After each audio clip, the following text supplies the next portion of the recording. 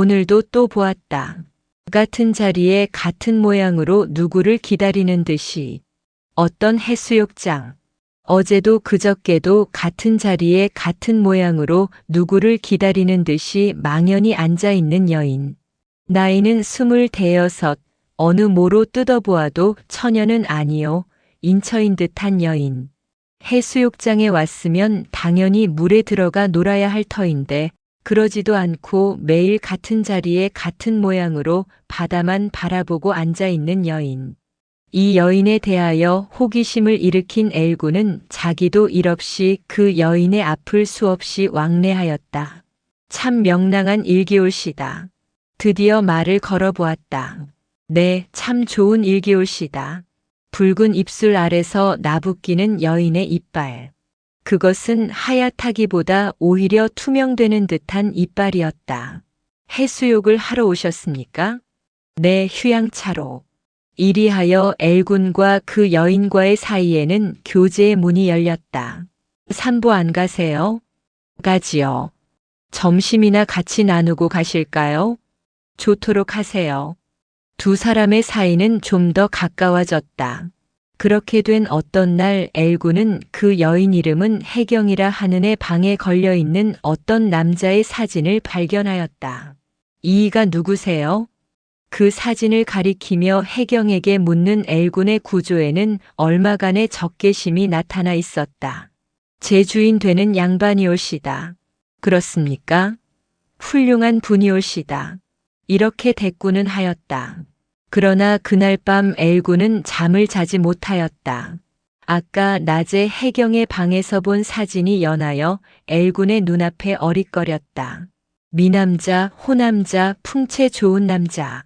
세상에서 보통 풍채 좋은 남자를 가리켜 부르는 명사가 꽤 많이 있지만 엘군은 아직껏 아까 본 그 사진의 주인과 같은 호남아를 본 일이 없었다. 얼굴이 계집같이 이쁘게 생겼다기보다 남자답고 고귀하게 생긴 그 사진의 주인은 옛날 히랍 조각에는 혹시 있을지 모르나 현세에 생존하는 인물로는 있을 수가 없을 만치 절세의 풍채 좋은 인물이었다. 엘군은 자기도 자타가 허하는 미남자였다. 그 어디를 내어놓을지라도 손색이 없을 만한 자기의 풍채는 스스로도 믿는 바였다. 그러나 아까 그 사진의 주인과 자기를 비교해 볼 때에 엘군은 제 가슴을 두드리지 않을 수가 없었다. 말하자면 자기는 세상에서 보통 말하는 바 양복집 스타일 견본 하나 혹은 모자, 광고화에 그려진 그림의 미남자쯤 밖에는 지나지 못하는 사람이었다. 고아한 풍채의 소유자는 못 되었다. 그 사진의 주인과 자기를 비교하자면 그야말로 태양과 자라를 비교하는 것과 마찬가지로 비교도 되지 않았다. 그러한 훌륭한 남편을 두고 왜 나 같은 사람에게 호의를 가지나? 의문이었다. 그러나 그런 의문이 있다고 단념할 것이 아니다. 분명히 혜경이가 자기에게 호의를 갖고 있는 이상에는 의문은 의문대로 남겨두고 정사는 정사대로 계속하지 않으면 안 될 것이다. 이튿날 혜경을 방문하기 위하여 엘군은 머리에 빗질을 30분은 하고 면도를 4번이나 다시 하고 넥타이를 10여 차 고쳐 매도록 자기의 몸치장에 노력하였다. 집에 즉시로 전보를 쳐서 자기의 옷 전부를 이 해수욕장으로 가져왔다. 매일 오전 낮과 오후에 각각 다른 옷을 바꾸어 입어서 인공으로라도 자기의 풍채를 좀 더 돋우어 보려는 엘의 고심이었다. 그 뒤로부터 엘군은 그 사진의 주인과 맹렬한 경쟁을 하였다. 풍채를 조금이라도 더 좋게 하기 위하여서는 어떤 수단을 물론하고 취하였다. 이 덕에 그렇지 않아도 미남자의 소문이 높은 엘군의 풍채는 나날이 더 좋아졌다. 그리고 동시에 혜경 여사와의 정사도 점점 더 깊어갔다. 해수욕의 시절은 다 갔다. 여름의 한철을 즐기기 위하여 해수욕으로 몰려갔던 도회인들은 모두 도회로 돌아왔다. 혜경도 돌아왔다. 엘군도 돌아왔다. 도회로 돌아와서도 엘군과 혜경의 정사는 그냥 계속되었다. 혜경 씨, 네. 그이는 어디 계셔요? 이태리 여행 중이에요. 돌아오시거든 제게 소개해 주세요. 참 엘씨는 왜 귀찮게 늘 그런 말씀을 하세요? 그이가 돌아오시기만 하면 저는 그이 품으로 돌아가야지요. 그렇지 않아요. 실내 올시다만 엘씨야 그이 안 계실 동안 임시로 제 말벗이 돼요. 무얼? 강렬한 반항심. 내가 그 사진의 주인보다 더 훌륭한 사람이 돼서 그 사진의 주인이 돌아올지라도 이 여인으로 하여금 내 품에서 떠나지 않게 하여야겠다. 이리하여 엘군의 몸치장은 그칠 바를 모르고 나날이 더하여 갔다. 그것은 무엇이라 말할 수 없는 불안이었다. 현재로서는 분명히 자기는 혜경의 애정을 독점하고 있다. 그러나 혜경이는 언제 제 본남편에게로 돌아갈는지 예측도 할 수 없는 노릇이었다. 종로로 본정으로 혜경과 어깨를 나란히 하고 산보를 다니면서 때때로 진열창에 비친 자기의 양자를 보고는 혜경과 동반하여 다니기에 결코 부족함이 없는 호남자라는 자신을 새롭히고 하기는 하지만 그 어떤 날 해수욕장 혜경의 방에서 본 혜경의 남편의 사진은 엘군의 마음을 늘 불안케 하였다. 보통으로 내어놓으면 자기도 제일류의 미남자지만 그 사진의 주인과 비교하자면 자기 따위는 발꿈치에도 미치지 못할 것이다. 그 사진의 주인이 혜경이와 팔을 곁고 길을 가는 양을 상상으로 머리에 그려보고는 질투에 타오르는 주먹을 휘두른 적도 여러 번 있었다. 그 사진의 주인에게 져서는 안 된다. 어떤 수단을 써서든 이겨야 하겠다. 이런 결심 아래 엘군은 더욱 풍채에 주의하였다. 가을이 지났다. 겨울도 지났다. 이듬해 봄 이태리에 여행 중이라는 혜경이의 남편은 그냥 돌아오지 않고 엘군과 혜경이의 정사는 그냥 계속되었다. 그 어떤 봄날 혜경이가 엘군을 찾아왔다. 저녁까지 놀다가 갔다. 혜경이가 돌아간 뒤에 엘군은 혜경이가 앉았던 자리 아래 무슨 종이가 한 장 떨어져 있는 것을 발견하였다. 집어보니 편지였다. 혜경이가 실수하여 떨어뜨리고 간 것이었다. 엘군은 그 편지를 펴보았다. 혜경이의 어떤 동무에게서 혜경이에게 한 편지로서 사연은 이러하였다. 구라파에 여행 중이시던 그 지아버님이 돌아오셨다니 얼마나 반갑겠습니까? 모레 저녁에 동반하셔서 극장에 와주세요. 관극을 끝낸 뒤에 오래간만에 같이 밤참이라도 나누어 봅시다. 꼭 와주세요. 믿습니다. 할약. 마침내 왔구나. 가슴이 덜컥하였다. 그 사진의 주인이 돌아왔으면 혜경이는 물론 이전 어느 때 혜경. 자신이 선언한 바와 같이 자기를 떠나서 남편의 품으로 돌아갈 것이다. 이즈음 혜경이의 태도가 이전보다 더 냉담하여진 듯한 것도 이에 설명되었다. 그 사진의 주인만 돌아올 것 같으면 자기는 헌신짝과 같이 버리울 것이다. 그 사진의 주인인 고아한 한 공자와 혜경이가 나란히 하여 앉아서 관극을 할 일을 생각할 때에 엘군은 치를 부들부들 떨었다. 모레 저녁 되는 날 엘군도 극장에를 갔다. 무슨 필요로 갔는지는 스스로도 알 수가 없었으나 꼭 가보아야 될 의무를 느끼고 간 것이었다. 혜경이는 즉시로 눈에 띄었다. 그러나 혜경이의 남편은 이전 어느 때 해수욕장, 어느 여관방에서 사진으로 본 그 고아한 공자인 혜경이의 남편은 엘군은 극장 안을 두루두루 살폈다. 혜경이의 남편을 찾아내기 위하여 구석구석을 모두 살폈다. 그러나 그때 사진으로 본 그 남자와 비슷한 사람도 발견할 수가 없었다. 그 대신 혜경이의 곁에는 혜경이의 아버지로 인정되는 한 노인이 같이 앉아서 연극을 구경하고 있었다. 사나이는 한 50쯤. 얼굴 전면에 짐승에게 비길이 많이 털이 나고 눈은 그 존재조차 알아보기 힘들도록 작고 코어리가 잘룩한 천하의 드문 추남자가 혜경이와 같이 앉아서 일심불란히 연극을 관상하고 있는 것이었다. 엘군은 어안이 벙벙하였다. 혜경이와 같은 미인의 아버지로는 너무도 추하게 생긴 꼴에. 그러나 조금 뒤에 어떤 지인에게 물어본 결과 그 흉악한 추물이 혜경이의 아버지가 아니요 남편이라는 것을 안 때에 엘군의 경악은 얼마나 컸을까? 처음에 엘군은 그 말을 곧이 듣지 않았다. 곧이 들을 수가 없었다. 그러나 극장이 끝나고 돌아갈 임시에 엘군이 우연히 그들의 앞을 지나노라니까 그 추물의 말로 혜경에게 향하여 변변치 않은 연극 구경에 허리만 아프군. 어서 시 부처와 밤참이나 같이 먹고 집으로 갑시다. 하는 것을 듣고는 믿지 않을 수가 없었다. 사랑도 식어버렸다.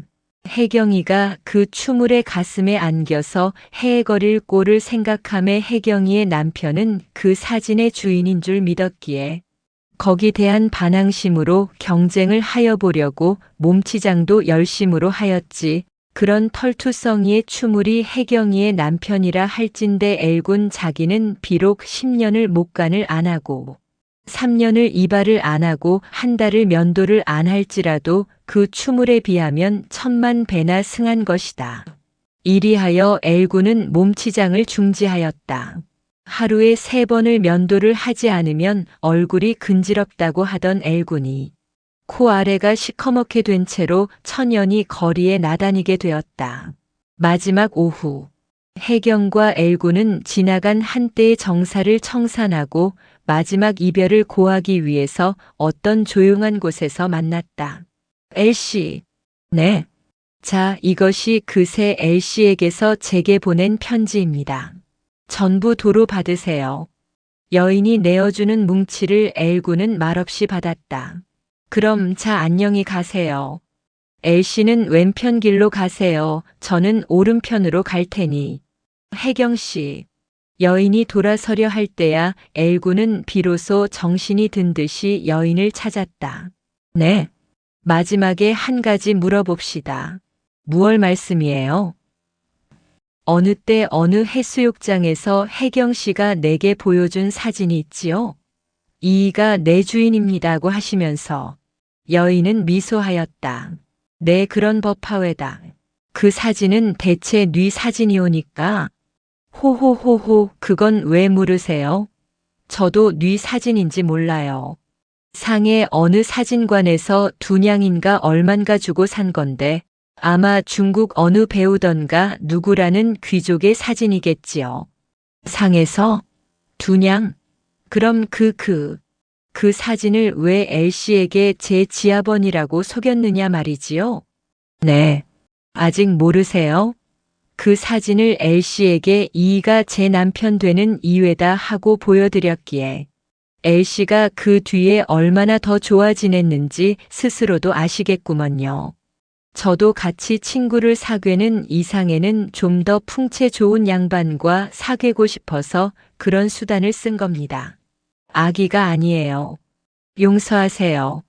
엘씨도 사실대로 말씀하지만 그 사진을 보여드렸기에 그 뒤에는 3, 4할이나 더 풍채가 좋은 신사가 되셨습니다. 엘군은 말이 막혔다. 한참을 입만 움찔움찔하였다. 그런 뒤에야 비로소 말을 하였다. 그럼 말하자면 귀부인들이 자기가 끌고 다니는 개를 비누로 목간시키고 향수를 뿌려주는 것과 같은 뜻이시구먼요. 그렇게 극단으로 해석하실 게야 있습니까? 호호호. 그건 그렇다 합시다. 그 수단은 용합니다. 그렇지만 결말이 왜 그렇게 싱겁습니까? 첫 번 궁리하신 그만한 지혜를 왜 끝까지 쓰시지 못했습니까? 무슨 말씀인지 좀 구체적으로 말씀해 주세요. 말하고 말고요. 어떤 날 혜경 씨가 우리 집에 놀러 오셨다가 가셨습니다. 그런데 가실 때에 편지 한 장을 떨어뜨리고 가셨습니다. 그 편지 때문에 나는 혜경 씨의 주인 되시는 양반을 보았어요. 그 털투성이. 용서하세요. 털투성이 괴물을 보았습니다. 그 괴물. 조금만 말씀을 주의해 하세요. 그럼 그 괴물이 혜경 씨의 주인이 아니란 말씀입니까? 왜요? 우리 주인 되시는 분이지요. 꺼보세요. 그 괴물을 보기 때문에 우리 사이가 서로 벌어지지 않았습니까? 이전에 소위 그 2냥짜리 사진만 본 때는 나도 좀 더 풍채 좋은 사내가 되어보려고 별애를 다 썼습니다마는 털투성이 용서하세요. 그 털투성이 괴물을 본 뒤부터는 그만 그런 생각이 없어졌습니다. 그 털투성이에 비기자면 나는 1년을 면도를 안 해도 1000만 배나 우승한 미남자예요. 말하자면 혜경 씨는 편지 한 장을 잘 간수하지 못했기 때문에 실패를 보신 셈이 아닙니까? 혜경이는 엘군을 우러러 보았다. 보면서 웃었다. 엘씨. 네. 제 말씀을 들으세요. 들어보니깐 엘씨도 웬만하신 숫백이시구려. 왜요? 그래, 본 남편을 두고 다른 남자와 교제를 하는 여편네가 편지 한 장 간수를 하지 못해서 여기저기 흘리고 다니겠습니까? 그럼 편지를 흘리신 일이 없단 말씀이외까? 아니, 없는 건 아닙니다. 그럼 무슨 말씀이세요? 편지는 분명히 떨어뜨렸습니다. 떨어뜨렸지만 실수해서 떨어뜨린 것이 아니고 불어 떨어뜨렸습니다. 엘씨에게 보여드리기 위해서 불어 떨어뜨리고 갔습니다. 그게 무슨 말씀이세요? 불어 그 편지를 떨어뜨려서 그 때문에 내가 극장에를 달려가게 되고 극장에 가기 때문에 그 괴물. 용서하세요. 괴물을 나한테 발견을 시켰단 말씀이에요? 그렇고 말고요. 그렇다면 그 괴물을 발견하기 때문에 나는 몸치장도 중지해버리고 그뿐더러 혜경 씨와의 사이도 벌어졌으니 그게 모두 불허하셨단 말씀이에요. 엘씨 흥분치 마시고 들으세요. 그게 전부 제가 계획적으로 한 일이올시다. 계획적이란 무슨 까닭으로? 참 사내 어른이란 왜 그렇게 머리에 동작이 뜨신지. 간단히 말씀하자면 전에 어느 해수욕장에서 엘씨에게 보여드렸던 그 사진을 이번에 또 다른 분에게 보여드렸습니다. 그러니깐 말하자면 엘씨는 이제는 아무리 몸치장을 안 하시더라도 제게는 아무 관계가 없이 되었어요. 아시겠습니까? 엘씨 명심해 들으세요. 사내 어른이란 편지 한 장과 사진 한 장만 가지면 아무개든 놀릴 수가 있는 것이에요. 우연히 떨어뜨린 듯한 편지 한 장이나 우연히 보여드리는 듯한 사진 한 장을 이 뒤에는 결코 그대로 믿지 마세요. 다 트릭입니다. 아이고 왜 그렇게 눈을 무섭게 뜨세요? 최후의 이별 장소 웃음으로 서로 작별하고 이 뒤에도 친구로 그냥 교제해 주세요. 자 그러면 아까 말씀대로 엘씨는 왼편으로 가세요. 저는 오른편으로 가겠습니다. 상에서 산 그 2냥짜리 사진을 보여드린 분과 약속한 시간도 거진돼서 저는 좀 바쁩니다. 그럼 안녕히 가세요. 황혼의 거리. 가벼운 걸음을 콧노래를 부르면서 여인은 오른편 길로, 여인에게 왼편 길로 가라는 지시를 받은 엘군이지만 그는 그 자리에서 발을 떼지를 못하고 마치 정신 잃은 사람 모양으로 여인의 뒷모양을 바라보고 있었다. 황혼의 거리, 적적한 거리. 부원 이것은 몰라르에프 몰르너의 마지막 오후에서 상을 취하였음을 말하여 둔다.